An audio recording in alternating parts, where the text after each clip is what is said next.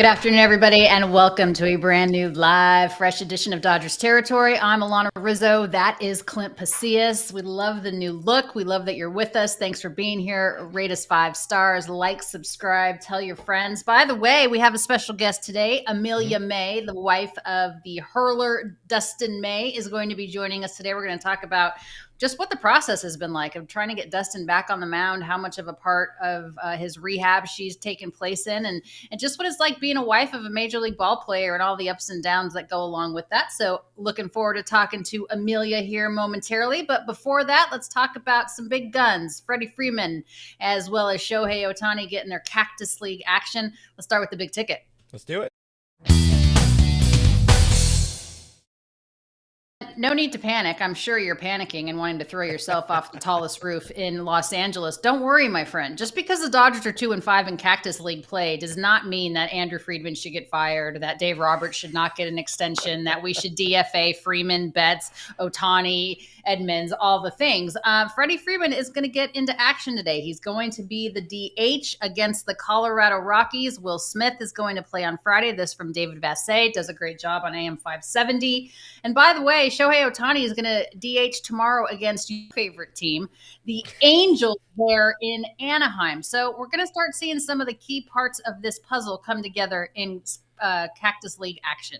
Dodgers getting healthier. We can put down the fires, the torches and pitchforks. Things are going to be okay. The 2-5 Dodgers, don't write them off yet. Don't write off those World Series hopes yet. Another thing, I don't know if you saw this one. We're looking at the screen still of Shohei Ohtani getting back in the lineup. He was also working on not injuring that shoulder anymore. The Dodgers posting the no arm slide. Yeah, posting that on TikTok, the Tic Tac, whatever the kids call it these days. That pose at the end there, that is just he is an absolute showman for sure. But to see Shohei Ohtani ideally not get injured for this team, that's a thumbs up to me for sure. Yeah, thumbs up, Shohei. And yes, the showmanship is a lot of fun too, but it's important that they practice that stuff. It's all about those fundamentals. It's all about doing things the right way, all the little aspects of the game.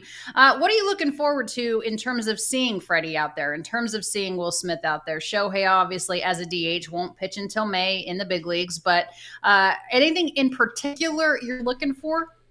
No, I mean, I want to see Freddie feel good with the swing. Of course, his swing was off and on at different points last season. He felt really, really dang good when it got to World Series time, even if the body didn't feel super great. But I want to see Freddie back in this lineup. I would love to see Will kind of put the pieces back together. A bit of a down season in 2024 as he was dealing with an apparent ankle injury that Dave Roberts said maybe affected his swing a good little bit here and there. Don't like that too much. Wish they would. I mean, I don't know if it needed something, some sort of medical repair or whatever operation, but it did not. I think they call that surgery. Have. Yeah, I think they call medical repair. You got to remember, it's 10 in the morning for me.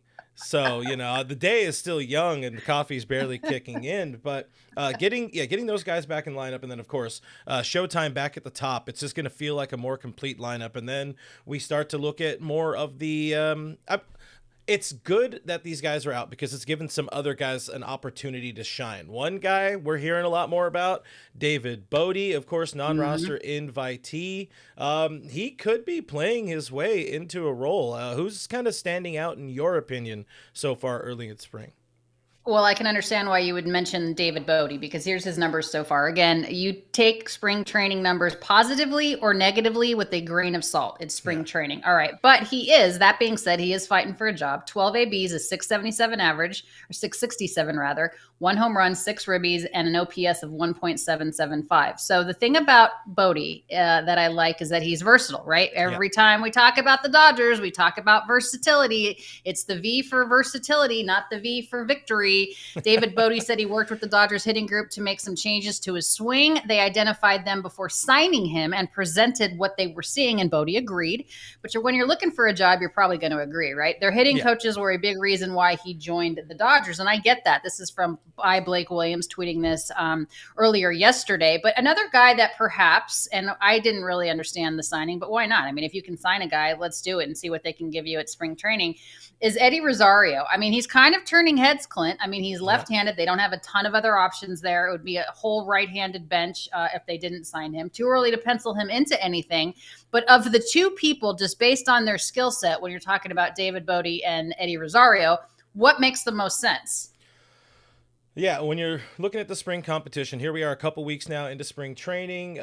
Things are starting to figure themselves out. It feels like a little bit more. David Bodie is standing out a bit more, in my opinion, and Eddie Rosario has been, he's been solid, especially in the first few games. He hit the first homer of the spring for this team, which I'm sure everybody had on their Dodgers spring training bingo card.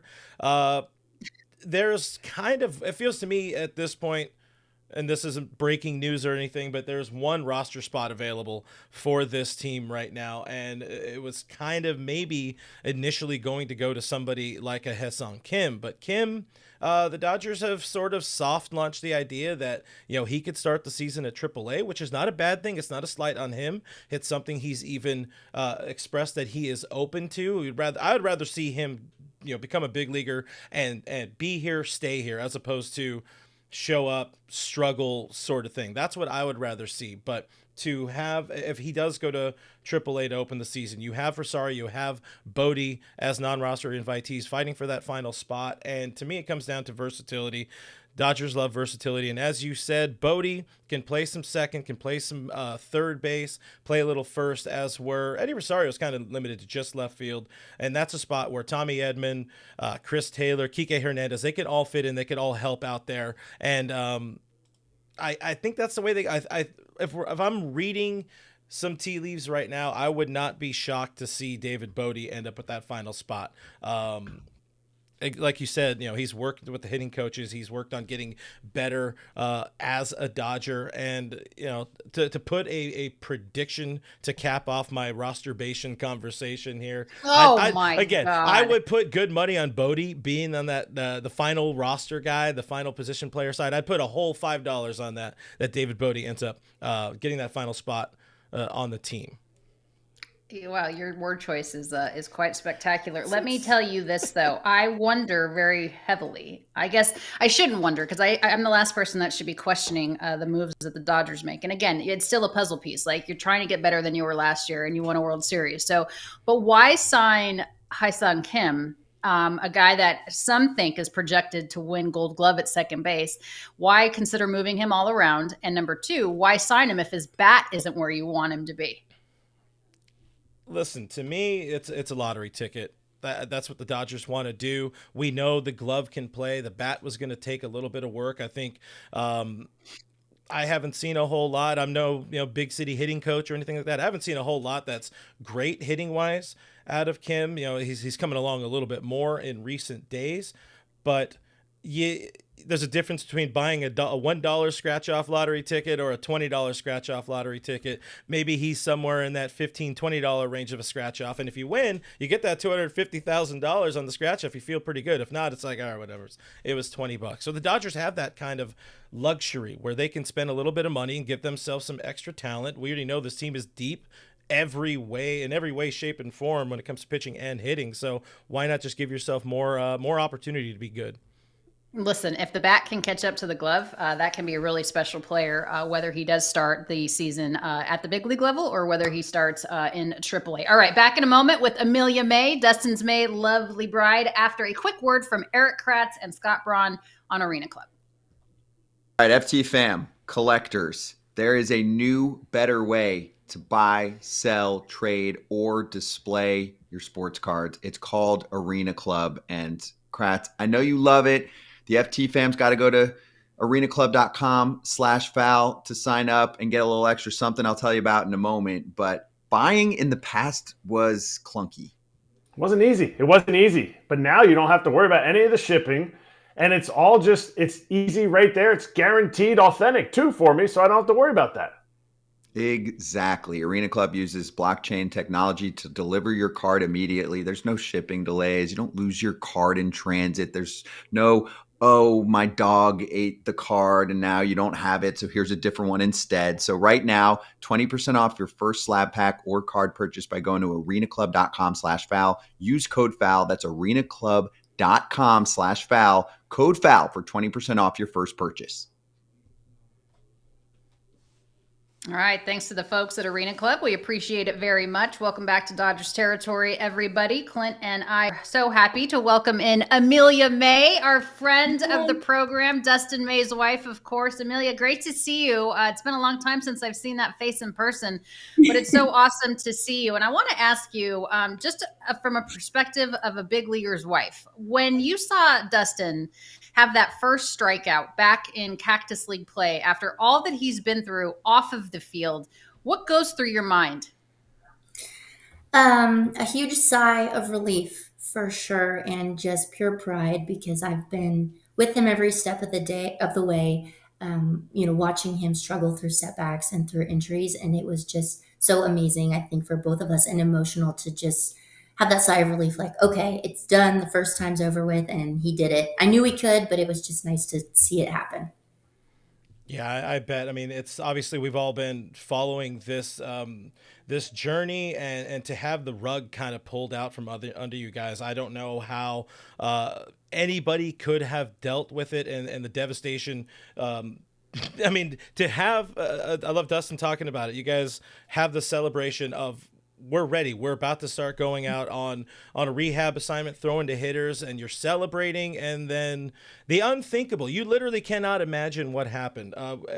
As much as you can inform our audience here about, to hear it from you, what was that evening like? And how did you do your best to kind of keep, Dustin calm and keep yourself calm? Yeah, so keeping Dustin calm is usually not very hard. He's a pretty calm person. But that evening it was very shocking. And for lack of a better word, it was pretty traumatic. We went from eating dinner with our friends to all of a sudden Dustin's being put in an ambulance. And I think, the best way that I could have handled the situation, I had to think logically, step by step. So as Dustin's getting in the ambulance, I'm like, okay, well, we don't have any family here, and we're going to need a car at the hospital when this is said and done. So instead of getting in the ambulance, I'm like, okay, I have to drive the car, behind the ambulance for 30 minutes. And then we have a dog at home. So I had to quickly call one of our friends, like, hey, can you go stay the night with our dog? So just taking it basically minute by minute, step by step, and being very logical about it, without allowing the emotion to creep in quite yet, was what got us through, the thick of it when it was all happening. And then really, I think the emotions, we were able to kind of process things probably maybe day 5 or 6 when he was in the hospital. So just a good step by step going through it until we knew, okay, he's safe, the surgery's over, is what got us through that night for sure. What do you think actually happened? I'm not asking you to be a doctor by any stretch of the imagination, but from the outside, we just hear like, oh my goodness, he had an esophagus issue. And then we later find out he was eating salad. I'm sure there's a lot more to it, Amelia, than what we know. What exactly happened?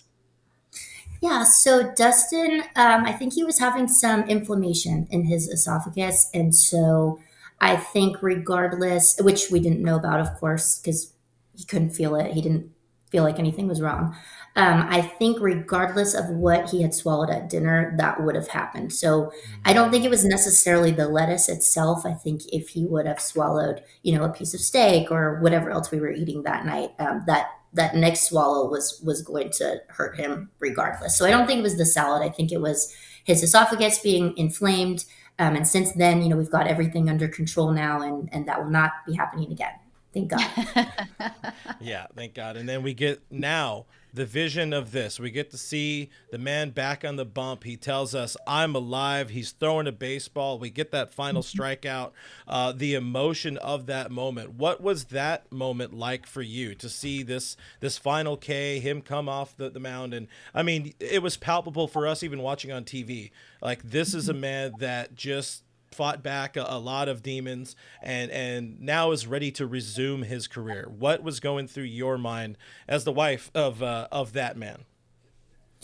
It was pure joy, and pure gratefulness. My mom was sitting a few seats away from me. We ran over, hugged each other immediately. We had friends with us. Everyone was screaming.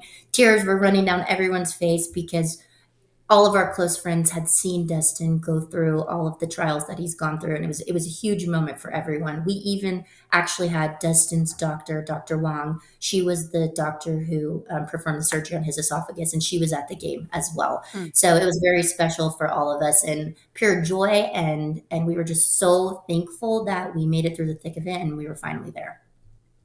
Amelia, I too am married to a Major League Baseball player, former Major League player. And one thing I know about these guys is they live and breathe with every single pitch, every single at bat. This is a game, obviously, that will humble you, kick you right in your teeth. And, when you fail, it's displayed for the world to see. How do you keep things level? Because I know that for a lot of players, it is what they do, but it's also who they are. And there's a lot of massive ups and massive downs. How do you guys keep things in perspective? I think it really comes down to staying grounded and keeping yourself humble and understanding that it's okay if you read something on the internet that is mean or doesn't agree with something you've done. Or even when Dustin first had the esophagus injury, there were so many jokes being made right away. I think you honestly just have to separate yourself from what happens in real life and what happens on social media, and understand and kind of give grace to people that they're not in your situation, so they're not understanding it. And once you separate yourself from what happens online, or even separating yourself from your job, for example, it kind of makes you look inward, and you're like, okay, this is me. I know what I can do. I know who I am. And it keeps you kind of on the straight and narrow. And it also helps to surround yourself with really good people who align and have the same values as well. Yeah, and we saw also the shot here. You had mentioned before the family being out there. It almost felt like he's making his big league debut again there on the mound at Camelback, because it almost felt that way. I mean, the better part of 4 years, unfortunately, have been derailed for Dustin in his career. But thankfully, I mean, you guys are still young. He's still young. He's still got a lot of career ahead of him. Hopefully, big things coming for the Dodgers. One of the questions we were kind of wondering is, I know everybody has a different level of what you can do as a wife to help him get ready for a season and all that. We saw him post on his social media last night. Hey, is that Amelia May's arm helping Dustin get back on the bump? And what are other things you do to help him kind of get ready for a season? Yeah, so I think that the main thing for us, or for me, is I'm taking care of all the stuff that's happening in our household. And, there are a lot of times when you are a Major League Baseball player or an athlete of any, type of sport, that you have to put that front and center before maybe something that's fun or something that you want to do, because at the end of the day, that's what we have to focus on. And I've been with Dustin, we've been together since we were 19, and he was in low A for the Great Lakes Looms. So I'm very familiar with when we need to put baseball first, and just making sure that he's eating all the things that are good for his body and not going to cause inflammation again, and making sure that travel arrangements are set. And Dustin's really good at taking care of that stuff too. But it's nice for me to be able to take care of him in that way and just make things easier so that he can just focus on being on the mound and staying healthy. Are you jealous of how great his hair looks all of the time, and the body that he has in his hair? And why does this man not have a shampoo and conditioner sponsorship? Yeah, absolutely. Dustin's got amazing hair. I absolutely love the color of it. And I tell him all the time, wow, I wish my hair was as thick as yours is. How have you seen him grow as a player and as a pitcher, Amelia? And more importantly, just the maturity of him as a person. I mean, you've been together a long time, and this is a industry and a career path that's not easy. How have you seen him mature in all aspects of it? It's been incredible to witness how Dustin has grown since I met him when we were 19, especially through the setbacks and the trials that he has faced. I know that he has a whole new appreciation for the game and for life in general, which I know he was always appreciative before, but he has this type of appreciation where I think a person can only have if you've ever been in a position where almost everything could be taken away from you. And I think that right now he knows himself more than he ever has. He knows exactly who he wants to be, and he's really just grown into the person that he's always been destined to be. And it's just been a really eye-opening and awesome experience to see him learn how to handle these setbacks with a positive attitude. And then, we're finally through it and we get to reap the rewards now. You mentioned appreciation. As tough as things have been over the last couple of years, I imagine you have a sort of appreciation with, I'm calling it kind of a sisterhood of the WAGs, which I know sometimes people like the term, other people might not, but you guys obviously hanging out around Camelback and Launch a lot. There's been a lot of injuries to pitchers on this team. Is there any sort of like that bond that grows with other players, other wives, you guys hanging out and kind of hoping everybody can get right, get healthy, and get back to helping this team go out and try to win a championship? Absolutely. We have a great group of girls. When Dustin was in the hospital, they sent us a floral arrangement. They're checking in with us, asking if we need anything. Same with the Dodgers as well. And it's just been nice when you can meet other women who are going through the same things as you, because it's hard to explain, even to my best friend, because it's hard if you're not actually experiencing yourself. So it's been great to have those girls. And some of those girls, their husbands were in the minor leagues with Dustin, like Kara Smith. I think I've known her since I was 19 as well. So it's just been awesome to kind of grow up together and, be there for each other when we're going through tough times, and be there for each other when we're going through really exciting times too. All right. I know the Mays are from Texas. You're not allowed to say any place in Texas, and you're not allowed to say Chicago, because it seems like everybody says Chicago. What is your favorite road city to visit and hang out in? Oh, that is a great question. I guess I would have to say, oh my gosh, you guys, maybe the Houston Astros. You can't say well, Texas. Okay, you said no Texas. Oh my God. I was going to say Texas Rangers, and then I'm Houston Astros.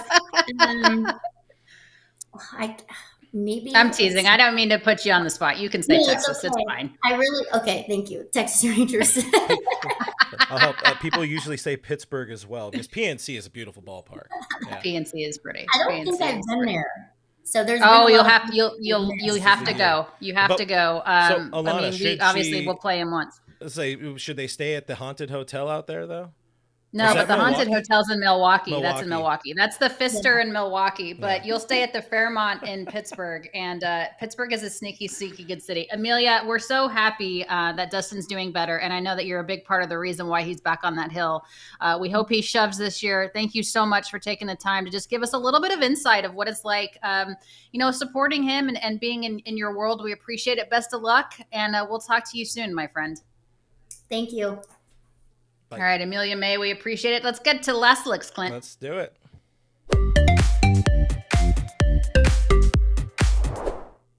All right, we've introduced you to Paisley before, but I'm bringing her up again. Paisley is actually named after Brad Paisley, who is a massive Dodger fan, so there's a little bit of a Dodger connection there. She was at the divorce shelter about to be euthanized just because she had an infection. That is not a reason to kill a dog, Devore, but we got her out just in the nick of time. She is very healthy. She is about a year and a half years old. She is spayed. She's vaccinated. She's getting really good on a leash. She's 100% potty trained.